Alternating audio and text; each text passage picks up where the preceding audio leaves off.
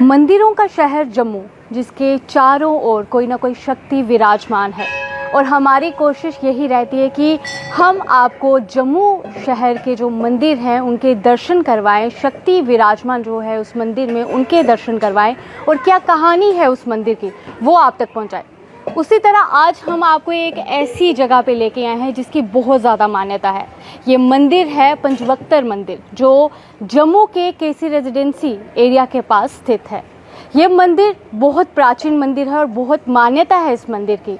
लोगों की श्रद्धा आस्था इस मंदिर के साथ जुड़ी है। मैं आपको बता दूं कि ये मंदिर जो है 800 साल पुराना मंदिर है और इस मंदिर की खास बात ये है कि ये पंचवक्तर मंदिर भोले बाबा को समर्पित है। यहाँ पे भोले बाबा आप शंभू रूप में यहाँ पे विराजमान है और लोगों की आस्था इस मंदिर के साथ जुड़ी हुई है। लोग यहाँ आते हैं, भोले बाबा के दर्शन करते हैं और अपनी ज़िंदगी में खुशियाँ भर देते हैं। तो चलते हैं, आपको ले चलते हैं इस मंदिर के अंदर, भोले बाबा के दर्शन करवाते हैं, उनके आप शंभू रूप के दर्शन करवाते हैं और क्या कहानी है इस मंदिर की वो आप तक पहुँचाते हैं। साथ ही मैं आपको बता दूँ कि मैंने आपको कहा था कि इस मंदिर की बहुत मान्यता है और इस मंदिर की खास बात ये भी है कि यहाँ पे तकरीबन 500 साल पहले गुरु नानक देव जी यहाँ पे आए थे इस मंदिर में और 3 दिन के लिए इस मंदिर में वो रहे थे। ये खास बात है इस मंदिर की। तो चलिए जानते हैं क्या है कहानी, क्या है मान्यता, पूरे विस्तार पूर्वक आप तक पहुँचाते हैं। तो चलिए चलते हैं।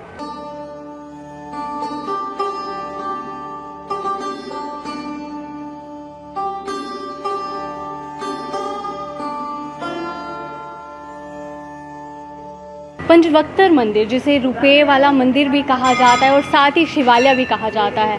रुपये वाला मंदिर क्यों कहा जाता है वो मैं आपको दिखाती हूँ। आप देख सकते हैं कि यहाँ के प्लेटफॉर्म में जो हैं सिक्कों को जड़वाया गया है और ये काफ़ी पुराना मंदिर है और देख सकते हैं आपकी इसकी जो ब्यूटी है वो देखते ही बनती है।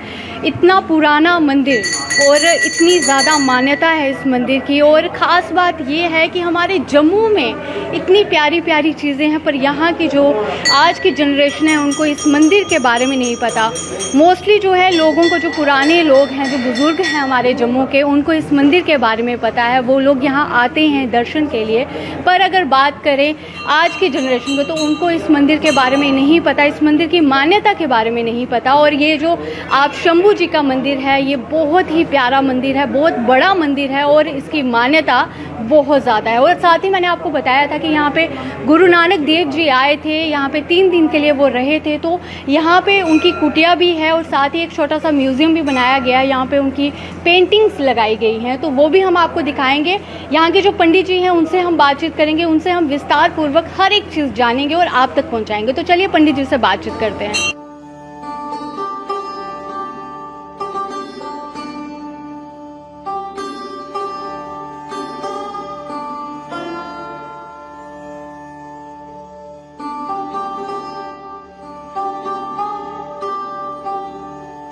तो चलिए इस मंदिर में आए हुए कुछ भक्तजन हैं, उनसे भी बात करते हैं। जी, आपका क्या नाम है? मेरा नाम विक्की चौधरी है। जी, आप इस मंदिर में कितने सालों से आ रहे हैं? मेरे को इधर आते हुए 8-10 साल हो गए हैं। तो जैसे कि मैंने स्टार्टिंग में मैं ऐसे ही इधर आया था किसी पूजा के लिए, तो मुझे ये पंडित जी मिले। ये मुझे बोलने लगे कि आप महाराज शनिवार और सोमवार को यहाँ आया करो। तो मैंने भी मन में सोचा शायद भगवान ने बुलाया है, तो मैं भी आना शुरू हो गया। अच्छा, जैसे ही मैंने शुरू कर दिया कि मंडे और सैटरडे को आना, तो फिर पता नहीं क्या अचानक को मैंने बोला चलो हम मंडे और सैटरडे को आते हैं तो हम डेली आया करें। तो हमने डेली शुरू कर दिया। अच्छा, जब जैसे ही हमने डेली शुरू कर दिया, पता नहीं भगवान की कृपा हुई, हमने बोला सुबह तो आते हैं, हम शाम को भी आ जाया करें। तो ऐसे ही करते करते अब सुबह शाम इनके बिना रहा ही नहीं जाता है। जहाँ हम कहीं भी हों, मलकी के अगर जम्मू आना हो उस टाइम मंदिर के टाइम से पहले ही हम कोशिश करते हैं कि हम पहुँचे, हमने वहाँ जाना है दर्शन करने के लिए मंदिर बंद होने से पहले। तो आप कहाँ से हैं? इधर साथ में ही रहते हैं, ये सिटी में रहते हैं, नीचे प्रेम नगर में रहते हैं हम। इतनी आपकी अगर श्रद्धा की बात करें, इतनी आपका जुड़ाव है बाबा भोलेनाथ जी से, तो वो लोग जो अभी तक इस मंदिर में नहीं आए हैं उन्हें क्या कहेंगे आप? मैं यही कहता हूँ कि ये भोलेनाथ का मंदिर ऐसा है कि इधर जो भी मनोकामना आप मन से लेके आओगे वो पूर्ण होती है।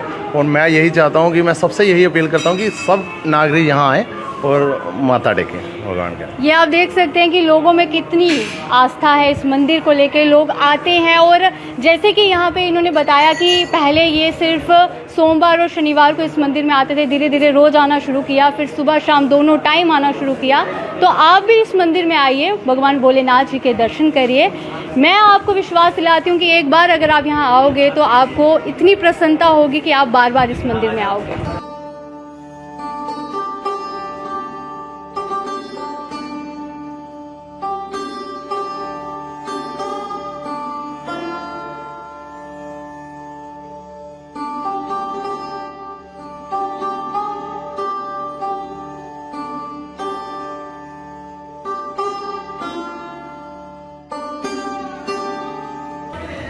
जिस तरह हमने आपको बताया कि इस मंदिर में जो है गुरु नानक देव जी आए थे, और मैंने आपको बताया कि यहाँ पे पेंटिंग्स की गई हो, ये छोटा सा म्यूज़ियम जो है तैयार किया गया है। आप देख सकते हैं कि ये पेंटिंग्स कितने साल पुरानी है, जिसका अभी तक कोई पता नहीं चला, और ये पेंटिंग्स किसने बनाई है ये भी पता नहीं है। पर मैं आपको बता दूं कि यहाँ पे उर्दू में लिखा गया है, तो ये हो सकता है कि ये मुग़लों के समय का हो सकता है कि उन्होंने पेंटिंग्स बनाई हो। तो यहाँ पे पंडित जी हैं, हम पंडित जी से जानेंगे कि इन पेंटिंग्स के बारे में क्या है। और रेनोवेशन की अगर बात करें तो अभी तक ये रेनोवेशन क्यों नहीं हुआ है, कब होगा, उसके बारे में जानते हैं पंडित जी। हाँ जी, जब गुरु नानक जी यहाँ पर आए थे ना, तो बाहर जो हमारा बेरी का पेड़ है, तो जिन्होंने पेंटिंग बनाई होगी तो वो ये पेड़ के नीचे बैठे हुए हैं गुरु नानक जी, तो ये उनके साथ उनकी संगत बैठी हुई है बाहर पे। तो ये बड़ी पुरानी पेंटिंग है, तो इसके लिए जो पुरातत्व विभाग होता है वो इस पर रिसर्च कर रहा है, यहाँ से प्रमाणित करके ले गए हैं यहाँ से। तो आप जैसे ही उनकी रिपोर्ट आएगी तो पता लगेगा कितने साल पुरानी ये पेंटिंग है, कितने साल पुराने जो यहाँ पर राजा जी, ये जो गुरु नानक जी आए थे, वो सारा पूरा जो है इसके जो है रिसर्च चल रहा है इसमें। हाँ जी, ठीक है। ये आपने देखा, हमने आपको दिखाई, पेंटिंग्स दिखाई यहाँ की कि किस तरह गुरु नानक देव जी आए होंगे, यहाँ पे विराजमान हुए होंगे, वो सारा यहाँ पे उल्लेख जो है पेंटिंग के ज़रिए किया गया है। तो ये इस बारे में जैसे पंडित जी ने बताया कि रिसर्च चल रही है और पता चल जाएगा कि कब ये पेंटिंग की होगी, किसने की होगी और किस तरह से यहाँ पे व्याख्यान किया होगा।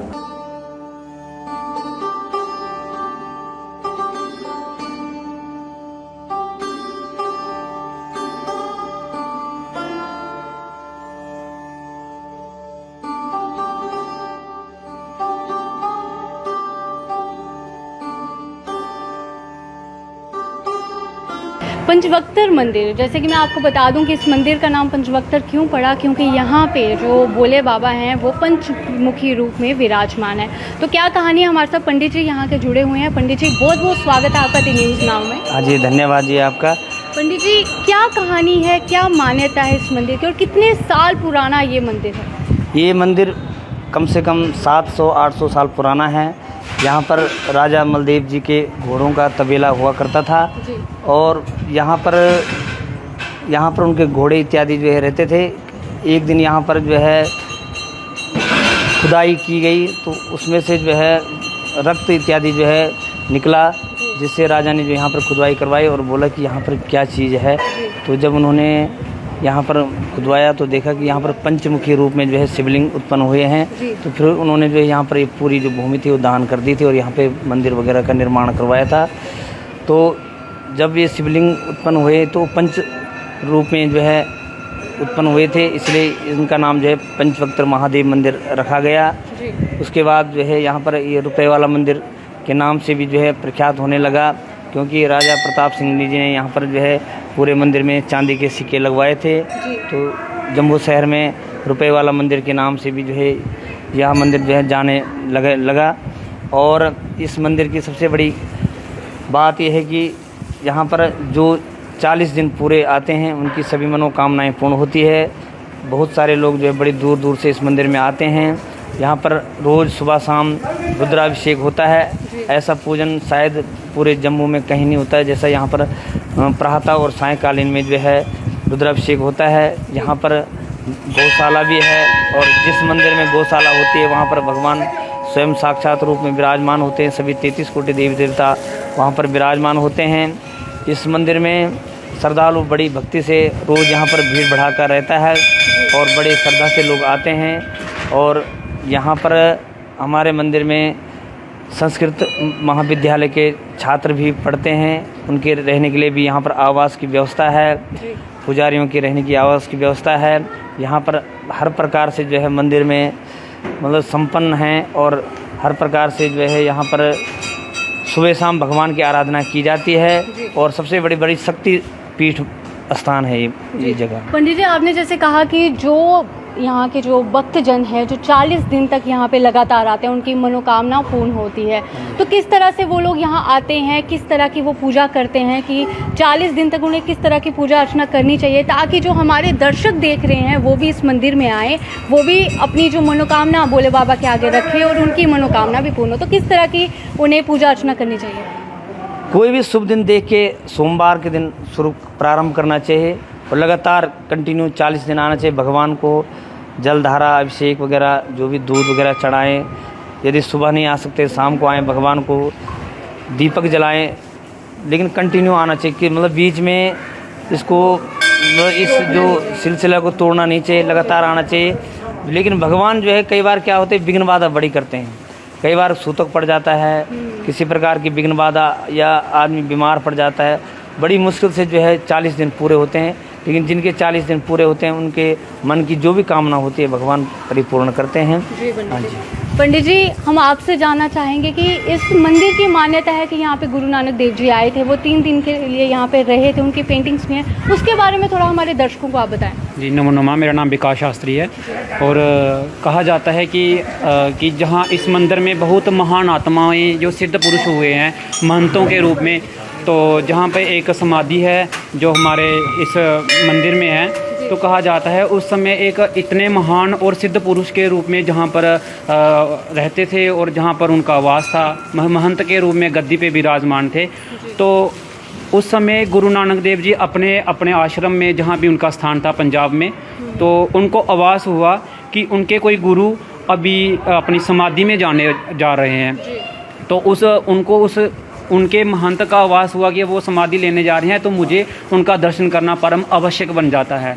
लेकिन उस समय कहते हैं कि गुरु नानक देव जी अपने स्थान से नंगे पांव चल के इस मंदिर में आके उनका वो दर्शन करते हैं कि वो अब अपना अंतिम समय इस मंदिर में समाधि लेने जा रहे हैं। तो आप सोचिए कि वो कितने महान आत्मा होंगे। गुरु नानक देव तो कहते हैं कि वो एक परमात्मा का स्वरूप था, तो वो जो जहाँ इस मंदिर में वो कितनी महान आत्मा थे जिनसे भगवान स्वयं मिलने आए हैं। तो आप इतना ही अपना सोच लीजिए कि भगवान के इस मंदिर में वो तो महान आत्माएं हुए हैं, उनसे भी कितनी महान आत्माएं इस मंदिर में रह चुकी हैं।